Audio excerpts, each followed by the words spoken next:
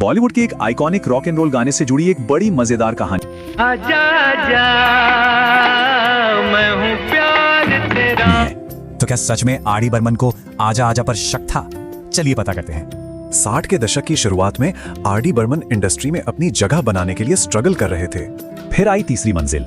ये उनके करियर के लिए एक मेक और ब्रेक मौका था, वो भी शम्मी कपूर के साथ। और इसी फिल्म का एक गाना उनके लिए एक बहुत बड़ी चुनौती लेकर आया। मशहूर किस्सा यह है कि बर्मन साहब को लगा मोहम्मद रफी ये गाना खराब कर देंगे।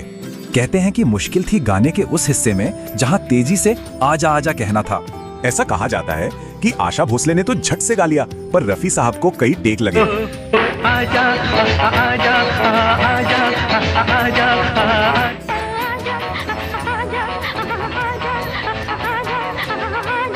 बात यहां तक पहुंच गई थी कि बर्मन रफी साहब को रिप्लेस करने का मन बना रहे थे।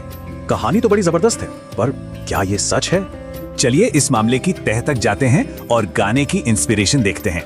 प्रोड्यूसर नासिर हुसैन ने गुमनाम के हिट गाने जान पहचान हो जैसा कुछ बनाने को कहा था। जान पहचान हो जीना आसान हो। और मजे की बात यह है कि उस गाने को गाया था खुद मोहम्मद रफी ने। तो सवाल यह है कि जो सिंगर उस स्टाइल में पहले ही हिट दे चुका था, उसे दिक्कत क्यों होती? और सच तो यह है कि रफी साहब की वेस्टर्न स्टाइल में महारत यहीं खत्म नहीं होती। रफी और बर्मन की जोड़ी ने एक के बाद एक कई वेस्टर्न स्टाइल के हिट गाने दिए।